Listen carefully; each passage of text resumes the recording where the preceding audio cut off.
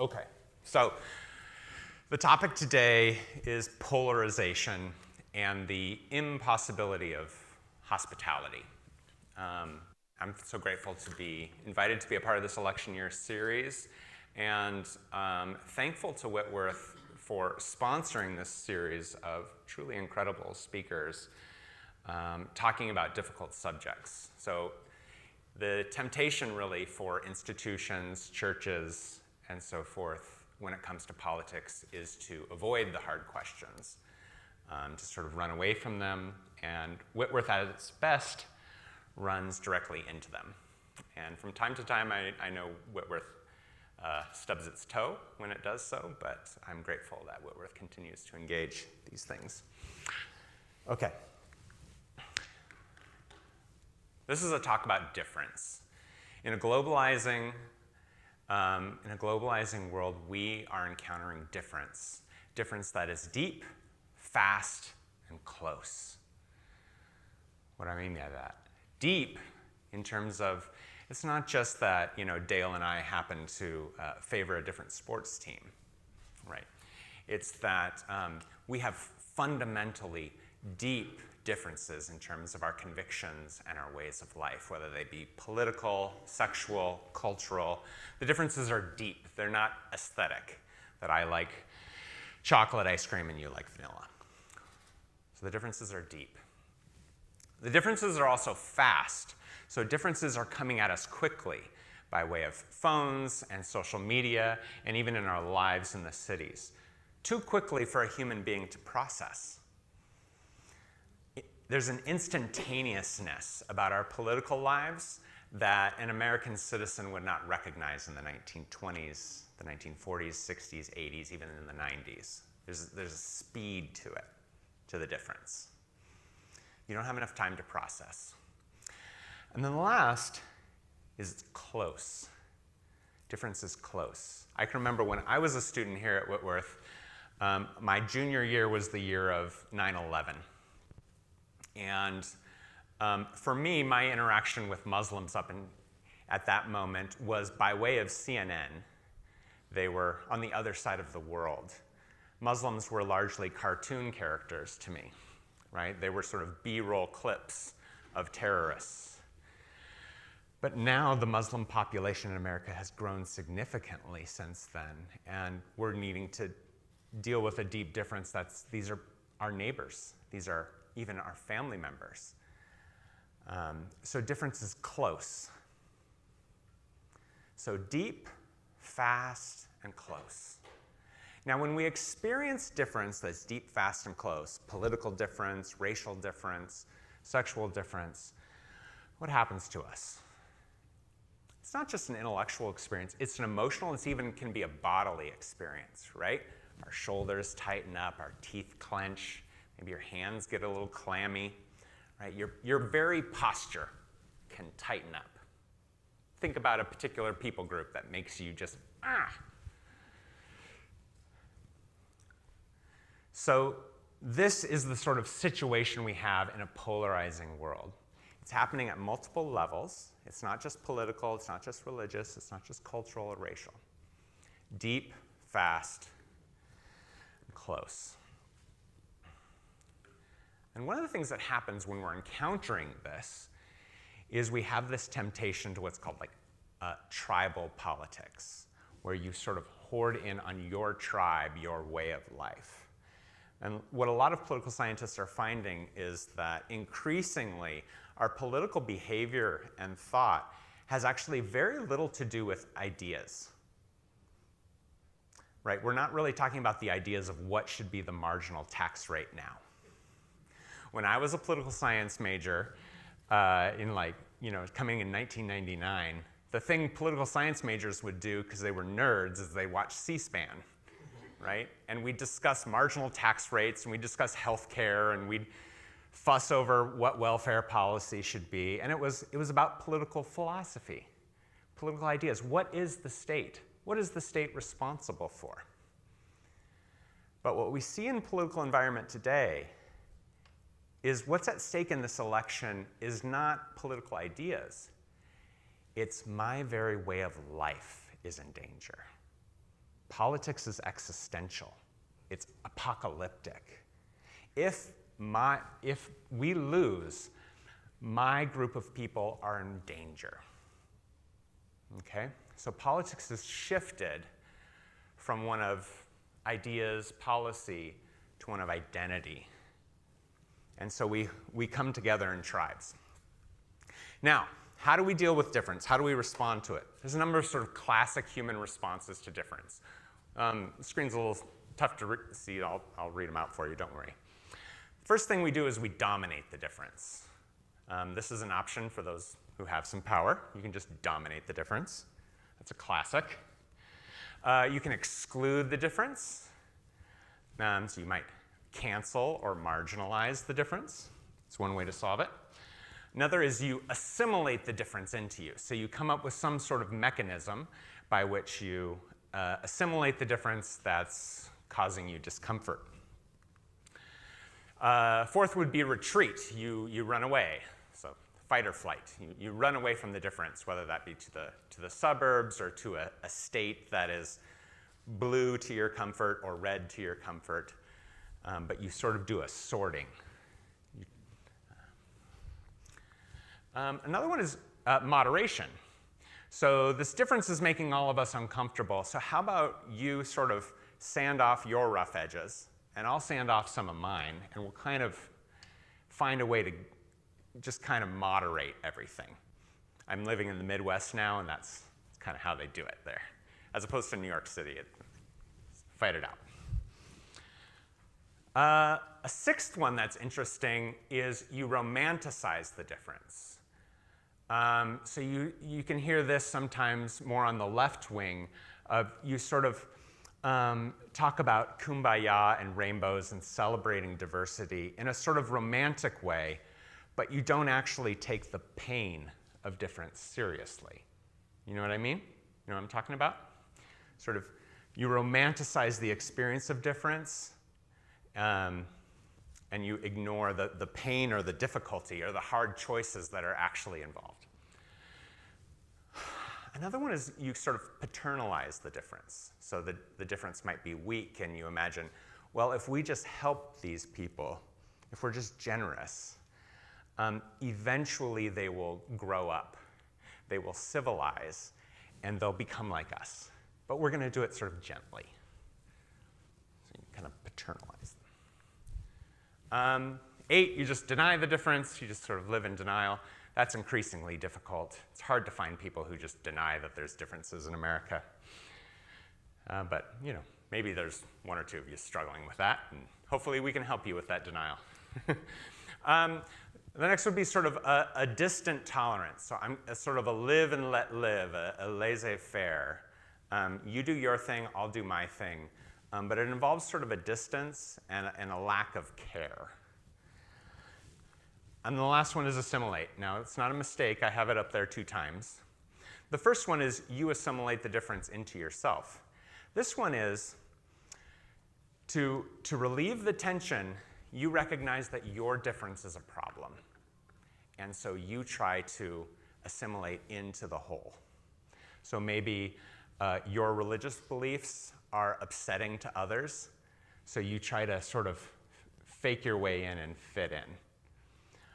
Or maybe your racial identity or your cultural background isn't welcome, and so you try to sort of assimilate in.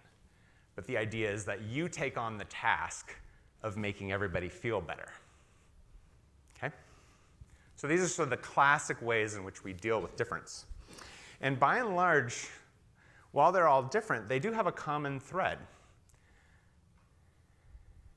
Anybody know what the common thread is here? Because they're very different, but there's sort of a commonality.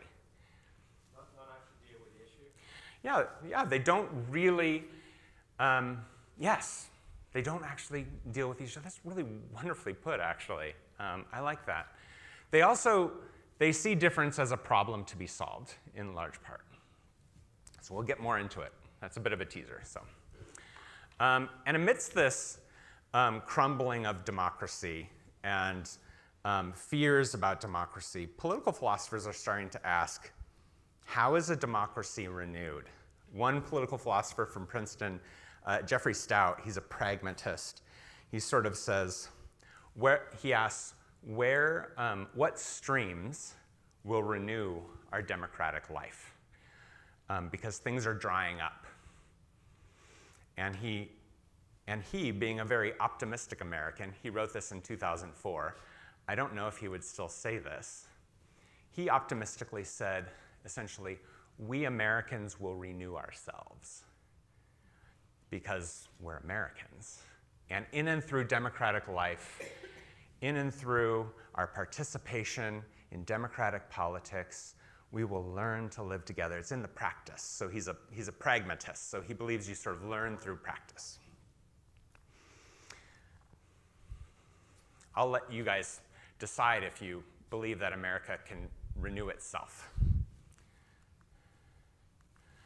Okay, so let's leave America for a little bit. I'm going to give you guys a break from American politics because I know you're all exhausted. And I want to go over to Europe really quick for a number of reasons. One is, while Americans are divided, we can come together on criticizing Europe for a little bit. So let's look at somebody else's problems, and we can give ourselves a little break from thinking about ours, okay? How's that sound? Yeah. Okay, so one of my research projects, as Jerry mentioned, was looking at Muslim immigration in Europe and the fight over Muslim immigration. For those of you who don't know, basically after World War II, there was this large influx of Muslim immigration started to happen. After World War II, the economy started to boom and grow, and they needed cheap labor. And so they looked to the south. Does that feel familiar to anybody? So they looked to the south, to North Africa, to Turkey, and so forth, and they started inviting all of these guest workers from Morocco and so forth in the 1960s to work in their factories and restaurants and things like that. And the hope and the thought was always that these guest workers would eventually want to have children and move home, so they'd go back. But that didn't happen. They started to bring their families and started to make families and started to settle down. And they had largely put these Muslim immigrants out at the edges of their city. So if you go to Paris and you go to the edges of Paris and the banlieues, that's where the Muslims were sort of put. And so they begin to stay. And then the question is, well, what do we do now?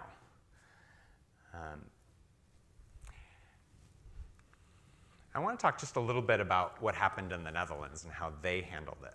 This is the Rijksmuseum in Amsterdam. So in the Netherlands, what they did was, being a very compassionate and progressive country, they built lots of sort of generous schools and multicultural centers and job training programs, and they hired a whole fleet of social workers to care and to educate and to civilize these Muslim immigrants. And the thought was, if we're generous, if we empower them, eventually they will see that the Dutch way to live is pretty awesome, right? They will assimilate to our way of being.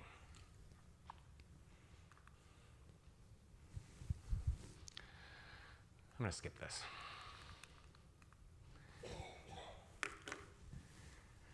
And a part of this was they believe that an important part of the assimilation project is that you don't talk about your differences.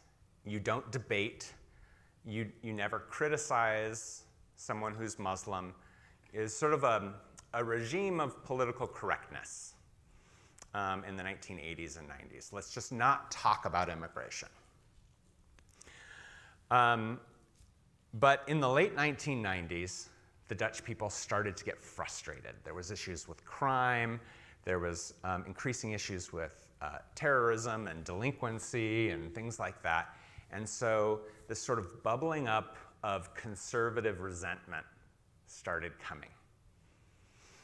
And 9/11 and a number of terrorist attacks had a way of sort of opening up some cracks in the dike. It's my Dutch metaphor, dikes, right? It works, right? Okay. So some cracks start to form.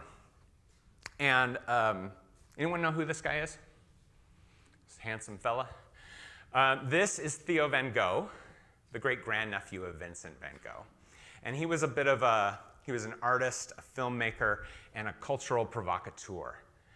And he started to openly mock Muslim immigrants in the Netherlands, which was quite taboo.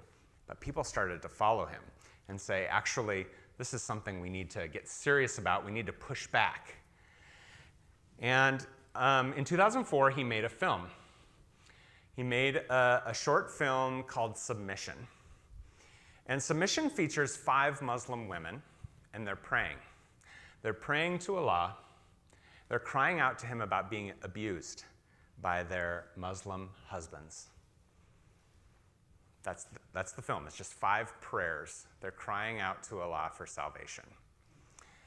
And they receive no response. Silence. And in the film, you see the bare backs of Muslim women with beatings and the sacred words of the Quran printed on their back. Now, you don't need to know a lot about Islamic doctrine to know that something like this is not acceptable in Islam. So what happened? Early one morning in Amsterdam, Theo van Gogh got on his bicycle and rode through the streets. And a mentally disturbed Muslim immigrant shot him off of his bicycle, chased him, stabbed him multiple times, and tried to cut off his head. In the middle of Amsterdam, in front of about 50 onlookers. The great-grandnephew of Vincent van Gogh is dead. In the weeks that followed, 40 mosques were burned and defaced around the Netherlands. After that, a number of politicians rose. His name is Geert Wilders.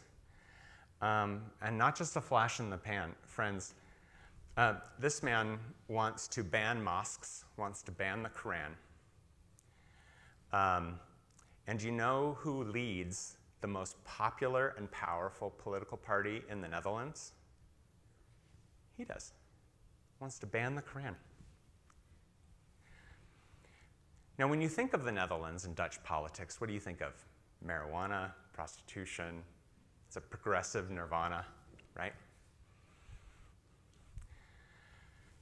So, the politics of high walls comes together. Now, my research question, I read a book about this in 2009, and I was gripped by the fight that was happening. Now remember, it's 2009, so Obama's president, things are pretty chill in America. Nobody's talking about Islam. And I'm like, what is happening in the Netherlands? And what I wanted to know, first of all, was how do Christians respond to this situation? How do Christians respond to the rise of this nationalism and Islamophobia? And how do they respond to this more sort of left-wing multiculturalism? And when I went there, I found largely that Christians were just about like everybody else. So some of them wanted to dominate Muslims. Some of them wanted to exclude Muslims. Some of them wanted to assimilate them. Some of them wanted to run away from it. But some were sort of optimistic that we could moderate Muslims, and maybe we need to give a little bit. Some would romanticize Islam and sort of cover up the difficult spots, paternalize, deny. They do all the things that the rest of their non-Christian citizens. They largely resembled the rest of the world. Not like Christians in America. We're so distinct and holy and faithful. But in many ways, I would say they lacked an imagination in any sort of way for how the Christian faith could lead them amidst this conflict. And I think to myself, there's a lot we can learn about this particular situation and the intensity of it for here in America. So here's where I want to come to. Now that we've taken the challenge of difference, deep, fast, and close, and even sometimes violent, right? Taking the challenge seriously. Well, actually, you know what? I need to go back to that. You remember that slide I skipped? That was actually important. Okay. So in Europe, there was largely, after this whole fight, two main voices when it came to how do we respond to Muslim immigration. One was we need to build high walls. The other was we need sort of open doors. So this will sound familiar. So the high walls folks would talk in terms of we need restrictions for Muslims, we need security for Muslims, we need national identity and nationalism, and we need a sort of hard assimilation, okay? So we need to be tough. We need to build walls, a big, beautiful wall, perhaps.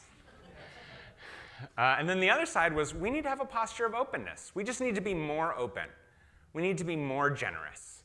We need to provide more government aid. We need to have even a more generous multicultural awareness activities. We're just not aware enough. And we need softer forms of assimilation.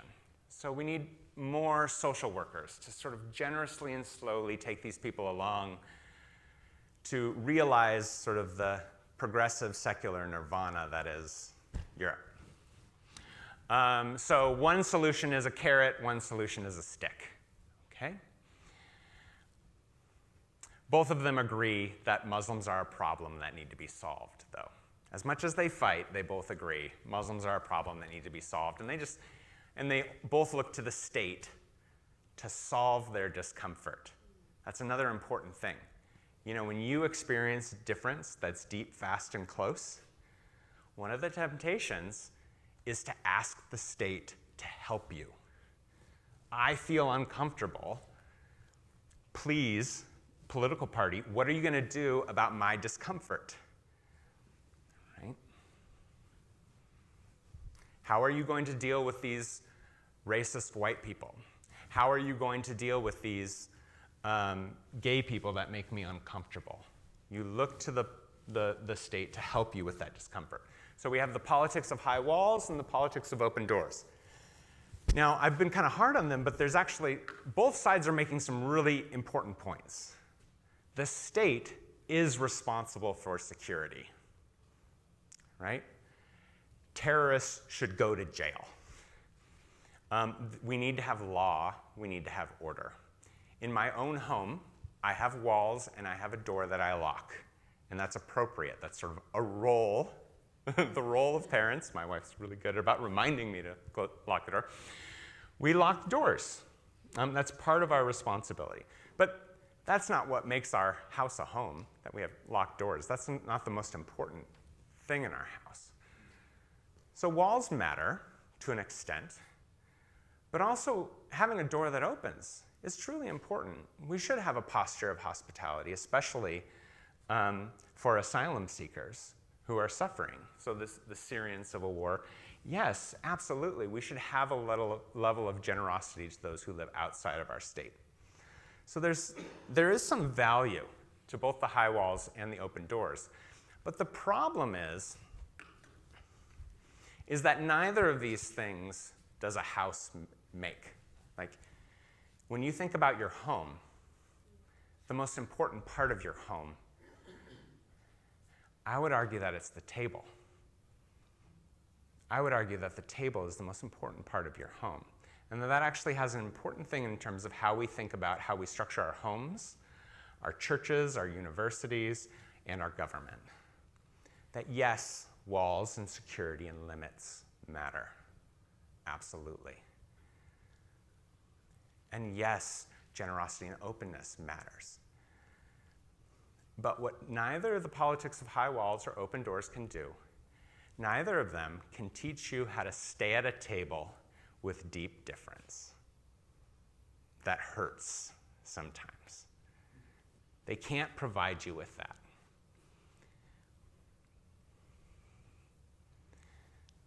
And those on the right, they would look to build walls, but they can't deal with the difference that's already here. Right? They can't help you with that. And similarly, those in terms of left multiculturalism can't help you name the deep conflicts and discomfort and frustration that you feel. I'm talking openly about that. So what I would argue is that we need a table politics, a way to stay at the table with amidst deep difference.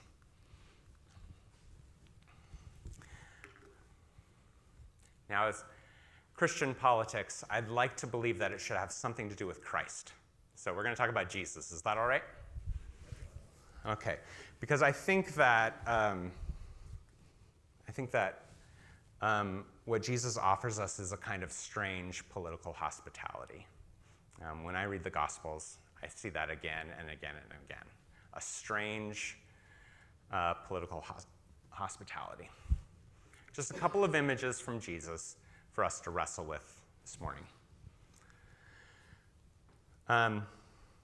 In the Garden of Gethsemane, on the night he's betrayed, we have torches, clubs, spears. It's dark, there's shouting, there's fighting, there's chaos. I would argue somewhat like our political environment today. And you have people who are fighting, and you have people who are fleeing, right? They fall into these two categories, except for one. One does something different. He reaches out an unarmed hand to heal someone.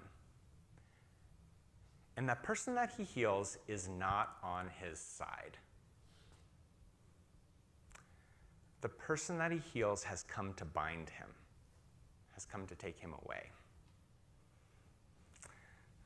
I can't help but note that my political science professor, who is a pacifist, is here in the audience right now, and I just know he's deeply happy about that example right there, aren't you, John?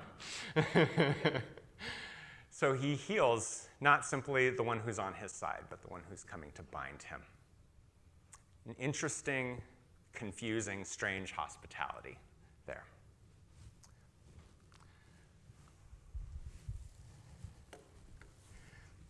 A theologian by the name of Klaus Schilder gives a very disturbing sermon about the nakedness of Christ on the cross.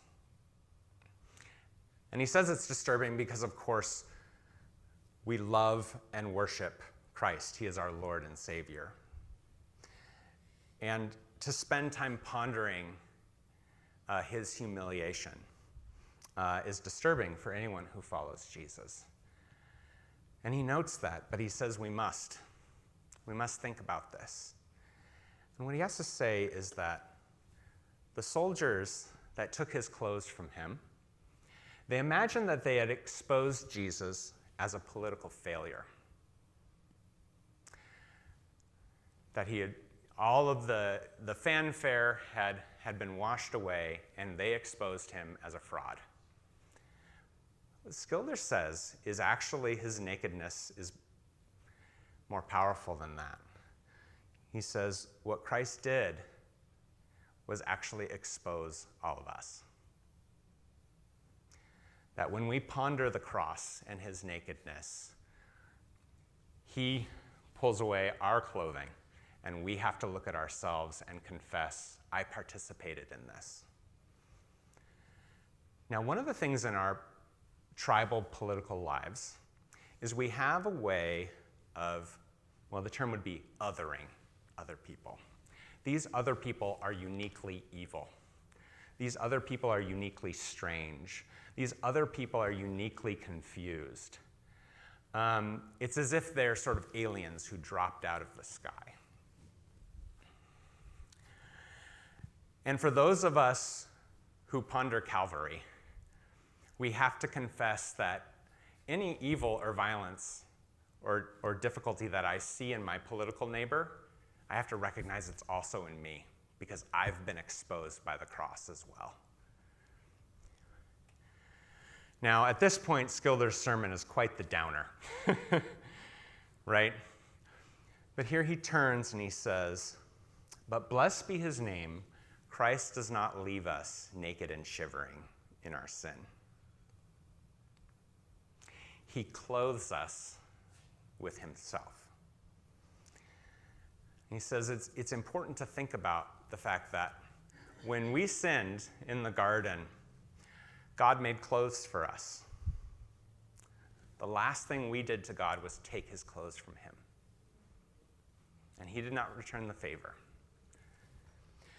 So we are clothed in this grace, and we enter into the political arena having reckoned with our naked capacity for violence, but also living out of this gracious clothing that we've been given. Next, just the woundedness of the hospitality. So the hospitality at Christ's table, he's sharing a table with someone who's going to betray him. There's nothing romantic about the hospitality of the Lord's table, about difference, okay? This is not a kumbaya Lord's Supper, right? This is a costly hospitality, a costly one. The kind of Christian hospitality we're looking for is a wounded one.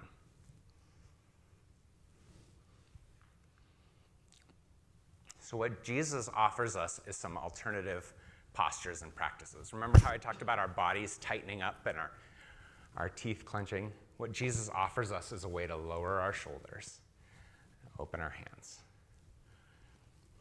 to have that kind of political posture, even amidst the swords and the shouting and the whatnot. Talk about one example from the Netherlands, a bit of hope here. In the city of Rotterdam, which is kind of a blue-collar harbor city, Christians and Muslims live side by side, and it's pretty rough. And a group of Christian women were sponsored to start an interfaith dialogue with the Muslim women in the neighborhood. And they were going to talk about their faith and their different beliefs. And this particular group started to peter out actually very quickly. It started to fail. And they found that the reason was neither of them really wanted to discuss the doctrine of the Trinity. They didn't find that, an interesting thing to discuss. It was hard for the Muslim women to do this dialogue because it was in a second language. And Islam is actually not a terribly theological religion. It's more of a practice-based religion. So engaging in a deep theological debate is not sort of primarily how they think about faith. And so it started to peter out. And the Christian women were starting to despair. They had this exciting idea, we're going to do interfaith dialogue, and we're going to talk about our differences. And so they were despairing. And in their despairing, they actually noticed, as it was falling apart, that a number of the Muslim women did like to sew. And they said, well, hey, why don't you come over and let's just do some sewing together. Now, I don't know very much about sewing, but one of the nice things about sewing, this is what they tell me, is that if you have like an awkward moment in a conversation, you can just do this, right? And you can just change the subject to the sewing. There's something kinesthetic, there's sort of whenever we're dealing with difference, this deep, fast, and close, you'll have a lot of awkward moments, right? And so having this sort of kinesthetic practice was this way that they could just sit and sew, and everything didn't have to be deep, philosophical, theological debate. It was just, we're going to be together. And slowly they start to talk. They start to talk about their children. They start to talk about their fear of secularization in their family. They complain about their husbands together. They talk about the ways in which Dutch society sexualize women and how their faith talks about modesty and identity. They start to visit one another when they're sick. And in and through this sewing, they begin to share a life together. And the thing about hospitality is that you have to practice it. And the thing about practice is you're actually going to be really bad at it at first. Terrifically bad at it. And they told me a number of stories about their mistakes, and I'm not going to go into it, but I promise you, they made some embarrassing mistakes. Okay, but that's private hospitality. What about political hospitality? One political philosopher who came out of the Netherlands named Abraham Kuyper, about 120 years ago, at a time when the Netherlands was deeply divided between Catholics and Protestants, liberals and socialists. They were in 4 groups, and none of them were strong enough to dominate. They all wanted to dominate, but they were not strong enough. So how are we as a country going to live together? We can't assimilate them. They're sticking around. They're here. So what are we going to do? Now, Kuyper did not want to, in any way, become relativistic or like a Christian that sort of gives up on his convictions. He was very strong in his convictions. But he said, because of my convictions, I can't dominate others. Christ won't let me. So he developed this series of political thought that we can kind of call principled pluralism. What this means is you have your principles all the way down to the ground, and you're not willing to compromise on that pearl of the gospel. But you offer a level of hospitality to other people's principles, other people's way of life. And he actually rooted this in the person of Christ. And so I want to talk about 2 more aspects of Christ, and then I think I need to stop. So the risen Christ is our king, he says. The risen Christ is our king. He's sovereign. And he's sovereign in 2 specific ways, over public spaces and over public time. So public spaces means Jesus is sovereign over the mosque. Jesus is sovereign over the marketplace. Jesus is sovereign over the arts. Christ is sovereign over the mosque, so that means actually Christians are not sovereign over the mosque. Christ is sovereign over the synagogue. Christians are not. So he made a critical distinction that if Christ is sovereign over the nation, you can actually let go. So what is the cry today? It's take America back, right? It's grab the wheel, steer it towards what you want. And ultimately, the kind of Christological sovereignty he's talking about is Christ has the wheel. Christ is sovereign. Christ will judge. And if you grab that throne for yourself, you're doing something blasphemous, actually, when you try to grab the state for Jesus. And ultimately, deep down, you believe that Jesus is weak, that Jesus needs your help to save America. Right? Sorry, the Netherlands. Forget I said anything about American politics. Jesus is weak. It comes from a weak Christology, that Jesus is weak and he needs our help. He needs a real man. Right? Jesus is sort of like effeminate, and we need a real man to take it back. Oh, that was a little rough. Sorry about that. I lost control there. All right. Temporal. And the last thing is that he's sovereign over history. So he's sovereign over where the nation is going. Once again, so you can release that tension. Just in closing, friends, if you find this stuff interesting, I lead this little podcast on pluralism. It's called Zealots at the Gate with my Muslim colleague. And we talk about religion and politics and deep difference. And we get into all sorts of interesting fights and whatnot. This summer we had a discussion about whether or not we worship the same God. That was a good one that I didn't want to have, but Shadi, his name's Shadi Hamid. Shadi forced me to talk about it, so we did. And then I have this book on Muslim immigration and Christian hospitality. So just in closing, I promised to talk about the impossibility of hospitality. I think, friends, if we're taking deep, fast, close difference seriously in our political lives, I think that the feeling of helplessness, the impossibility of it, I think that's an appropriate feeling, actually. The feeling of being out of your depth when you're interacting with whether it be political difference, cultural difference, sexual difference, whatever it is, that sort of feeling that, man, I need some help. I need some resources. I don't have enough within me to stay in this conversation. I feel like I need to get up. Right? So that feeling of being out of your depth, that this is impossible. How can we possibly live together? This is too much. I think that it's very appropriate to get to that point. And I think that as Christians, an important central aspect of being a Christian is coming to that recognition of, I can't do this by myself. I need someone else to do this for me.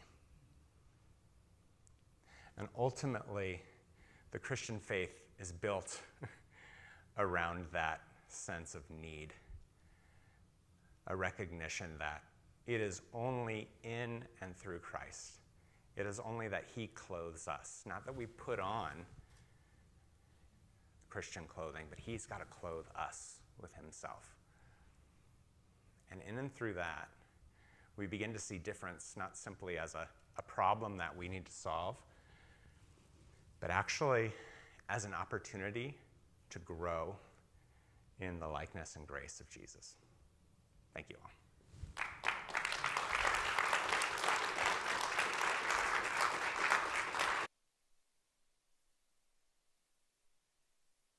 Okay, I think we got a little bit of time here for conversation. Yes, sir?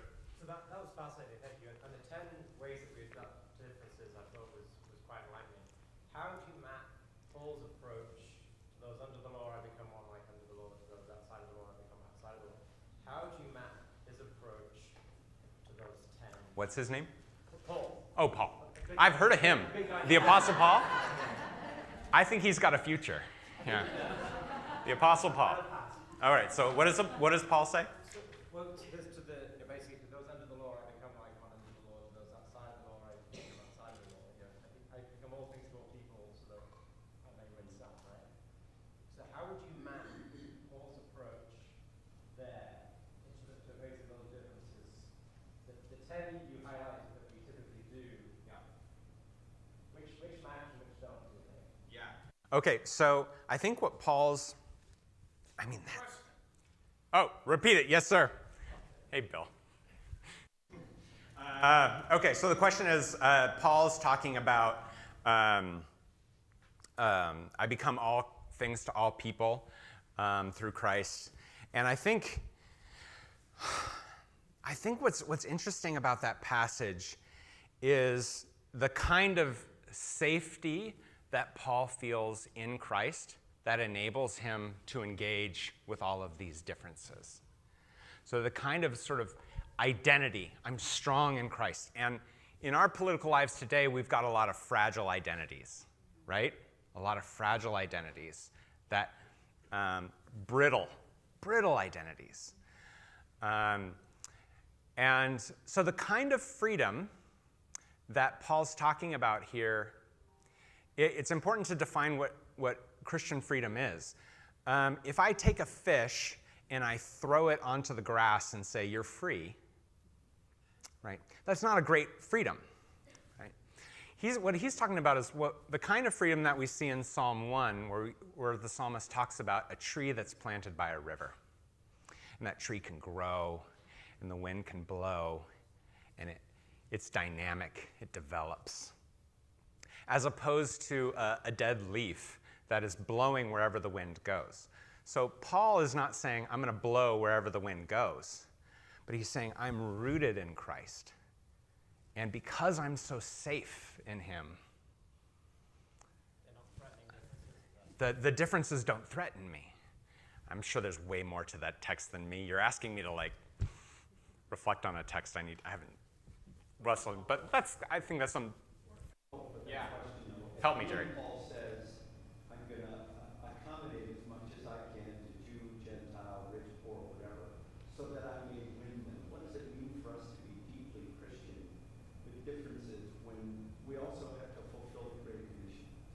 Yeah, evangelism.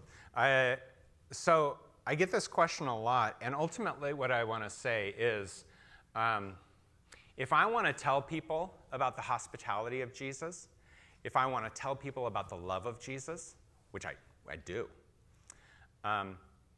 if I want them to believe me, I actually need to live the hospitality of Jesus. I need to live the love of Jesus. As our friends in Young Life would say, you have to earn the right to be heard.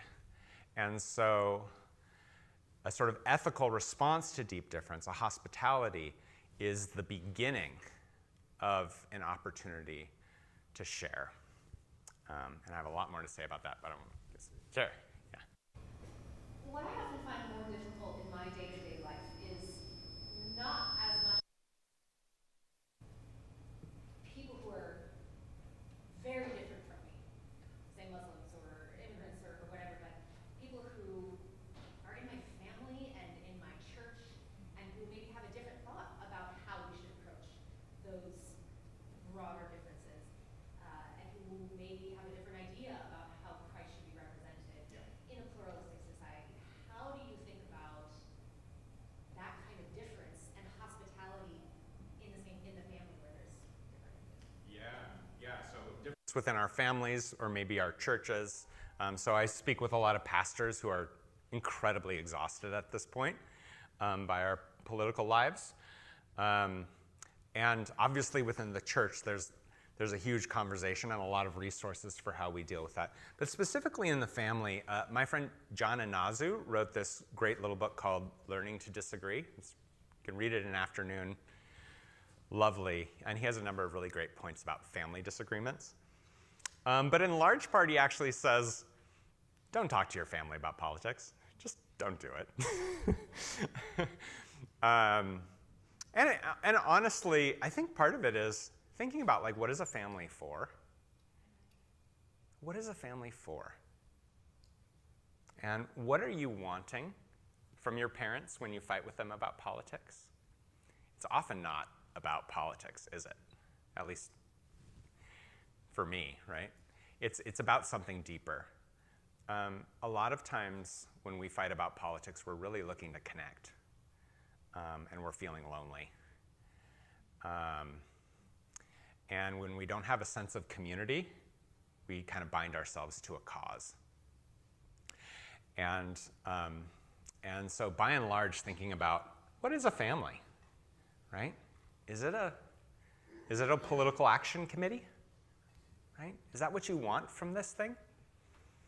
But anyways, read John Inazu's book. He's good at that. Yes, ma'am.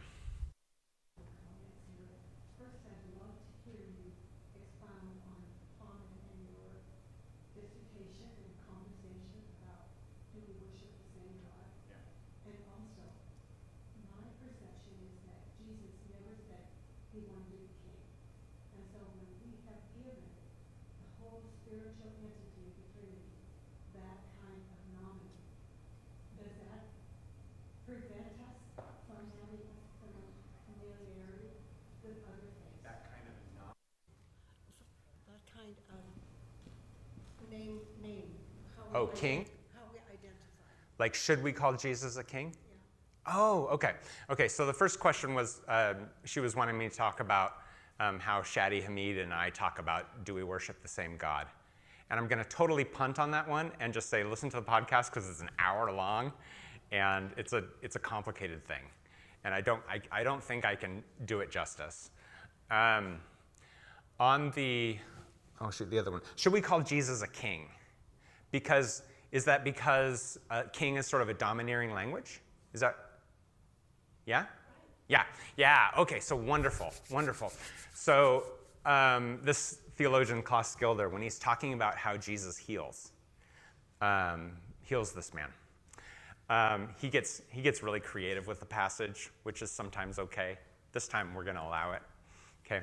But what he says, what Jesus is doing there is, the kings of Israel, famously, they committed idolatry, they were unfaithful, they oppressed the poor, they went into all these wars, they took lots of wealth, they went against God in all kinds of ways.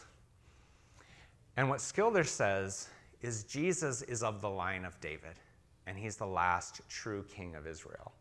And the way in which Jesus uses power is fundamentally different than the way that those kings use power. They collected power unto themselves, and in that collection of power, pressed others down. What Jesus does with his power is he reaches out and he lifts up. He is a liberating king.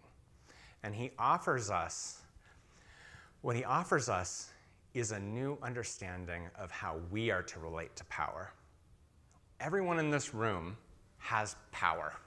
Everyone in this room. We have different levels of power and privilege, but it's a question of how we are going to wield that. And Jesus offers us a sort of upside-down model of what it means to be a king or a queen, to sort of have that royal calling in our families, in our businesses, in our schools, in our classrooms, the way that you model power. And I guess what I would say is, I want to hold on to that language of king because it's important that I name that I have power. Because if I don't, then I'm not taking responsibility for my agency. And I think it's important for us to take some responsibility for the responsibility, My kids watch Spider-Man, and Spider-Man, with great power comes great responsibility. Just watch Spider-Man. I think we're out of time. Are we got time for one more? One last one? All right, one last. So you mentioned it being blasphemous for, people to try to steer the wheel, so to speak, Yeah. when it comes to politics. But couldn't a Christian argue that you're steer the wheel towards a state that represents and reflects your Christian values versus, say, a state that's trying extremely hard to become secular and take everything away, all of that? Yeah. Couldn't you argue that? Yeah. Best question. So aren't I in favor of taking the wheel as well? Yeah. So I'm a politically engaged citizen.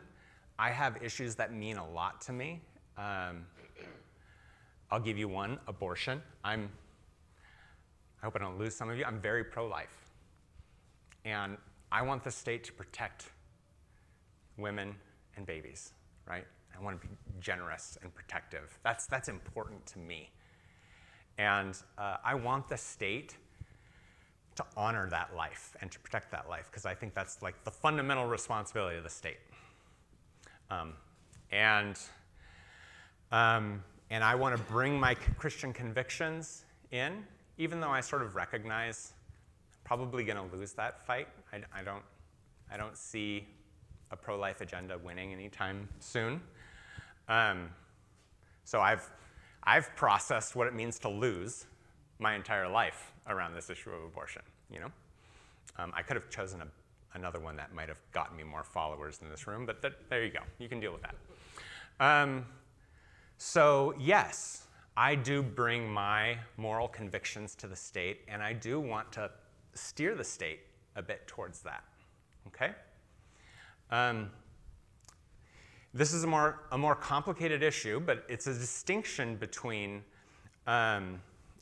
essentially wanting to assimilate. That's fundamentally different than wanting to assimilate Muslims, atheists, and Buddhists into the Christian church. Okay, like trying to grab the state to force other ways of life into my own. And fundamentally, you can read Abraham Kuyper and how he talks about these kinds of things. There needs to be a fundamental generosity towards deep difference. And what he says is, when the state does invade the family, for example, he says that's a sad day. That's not a happy day. It's a sad day when the state comes into, let's say, the Catholic Church, and you have abuse within the Catholic Church, and the state comes in and puts a priest in jail, right? The Catholic Church should have its own life. Or a mosque comes in and grabs a terrorist or something like that. It's a sad day when the state engages in that level of coercion. So it's sort of a last resort kind of direction. So we should have sort of a posture of hospitality as much as we can to deep difference. And what Kuyper says is, he actually poses this, and maybe this is a good spot to end, on the question of democracy. Because there were some people who said, no, we should stick with a Dutch king. Democracy is too dangerous. It's too unstable. If you allow democracy, then what could happen is a group of people who could come and through democratic power, and they could crush all the rest of us. If they get 51%, they could crush the rest of us. So democracy is not worth the risk, they said. Not worth the risk. We just need to seize power. And what he said in response to this was interesting. He said, if that were to happen, he said, it would be the honor of Christians to serve as martyrs, to show the deadliness, the dead endness of that form of political life. And it's interesting that he uses the term martyr in that way. But he says, a follower of Christ will never use power to collect it into themselves, but to offer it to others. So much more. I really love that question. Thank you all for having me. It's really great to be back at Whitworth.